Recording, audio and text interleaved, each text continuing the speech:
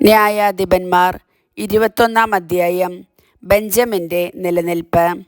ഇസ്രായേൽക്കാർ മിസ്പായിൽ ഒന്നിച്ചുകൂടി ശപഥം ചെയ്തിട്ടുണ്ടായിരുന്നു, നമ്മിൽ ആരും നമ്മുടെ പെൺകുട്ടികളെ ബെഞ്ചമിൻ ഗോത്രക്കാർക്ക് വിവാഹം ചെയ്ത് കൊടുക്കുകയില്ല.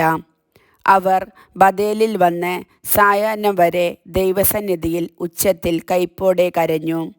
ഇസ്രായേലിൻ്റെ ദൈവമായ കർത്താവേ, ഇസ്രായേലിൽ ഒരു ഗോത്രം ഇല്ലാതാകത്തക്കവണ്ണം ഈ നാശം വന്നു ഭവിച്ചത് എന്തുകൊണ്ട്?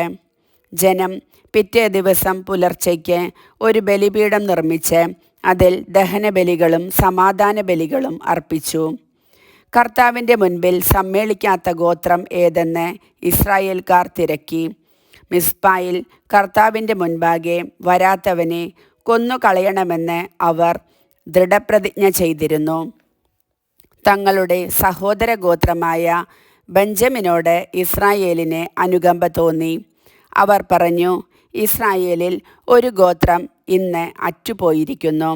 ശേഷിച്ചിരിക്കുന്ന ബെഞ്ചമിൻ വംശജർക്ക് ഭാര്യമാരെ ലഭിക്കാൻ നാം എന്തു ചെയ്യണം? നമ്മുടെ പുത്രിമാരെ അവർക്ക് ഭാര്യമാരായി കൊടുക്കുകയില്ല എന്ന് കർത്താവിൻ്റെ മുൻപിൽ നാം ശപഥം ചെയ്തു പോയല്ലോ.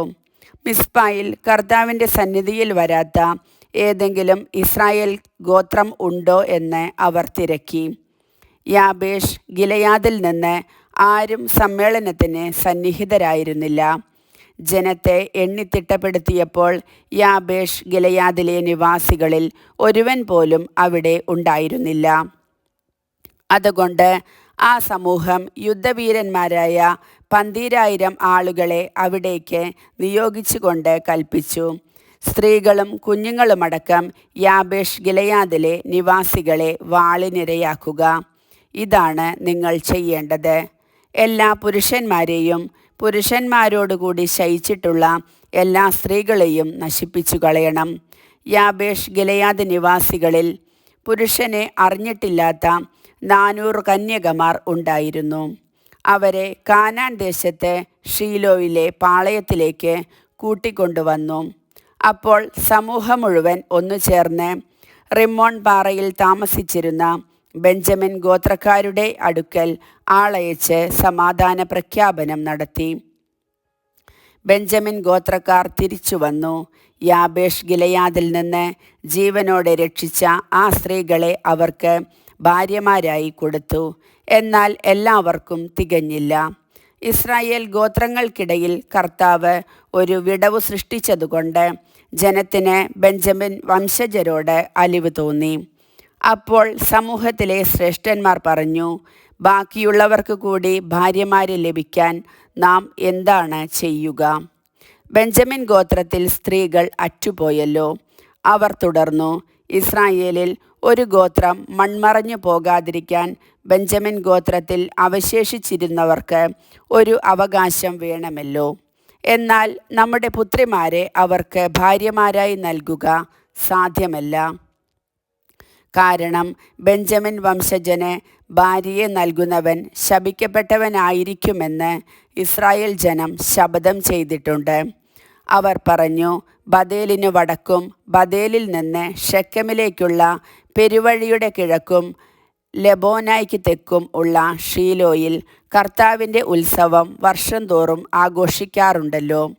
ബെഞ്ചമിൻകാരോട് അവർ നിർദ്ദേശിച്ചു, നിങ്ങൾ പോയി മുന്തിരിത്തോട്ടങ്ങളിൽ പതിയിരിക്കുവിൻ.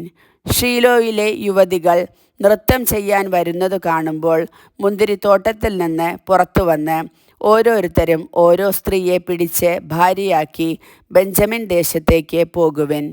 അവരുടെ പിതാക്കന്മാരോ സഹോദരന്മാരോ പരാതിയുമായി ഞങ്ങളെ സമീപിച്ചാൽ ഞങ്ങൾ അവരോട് ഇങ്ങനെ സമാധാനം പറഞ്ഞുകൊള്ളാം, അവരോട് ക്ഷമിക്കുവിൻ. യുദ്ധത്തിൽ ഞങ്ങൾ അവർക്കായി സ്ത്രീകളെ കൈവശപ്പെടുത്തിയില്ല, നിങ്ങൾ അവർക്ക് കൊടുത്തതുമില്ല. കൊടുത്തിരുന്നെങ്കിൽ നിങ്ങൾ കുറ്റക്കാരാകുമായിരുന്നു. ബെഞ്ചമിൻ ഗോത്രജർ തങ്ങളുടെ എണ്ണത്തിനനുസരിച്ച് ഭാര്യമാരെ നൃത്തം ചെയ്യാൻ വന്ന യുവതികളിൽ നിന്ന് പിടിച്ചുകൊണ്ടുപോയി. തങ്ങൾക്ക് അവകാശമായി ലഭിച്ച സ്ഥലത്ത് മടങ്ങിച്ചെന്ന് പട്ടണം പുതുക്കി അവർ അവിടെ വസിച്ചു. ഇസ്രായേൽ ജനം അവിടെ നിന്ന് മടങ്ങി. ഓരോരുത്തരും താന്താങ്ങളുടെ ഗോത്രത്തിലേക്കും ഭവനത്തിലേക്കും അവകാശഭൂമിയിലേക്കും പോയി. അക്കാലത്ത് ഇസ്രായേലിൽ രാജാവില്ലായിരുന്നു. ഓരോരുത്തനും തനിക്ക് യുക്തമെന്ന് തോന്നിയത് ചെയ്തിരുന്നു. കർത്താവിൻ്റെ വചനം.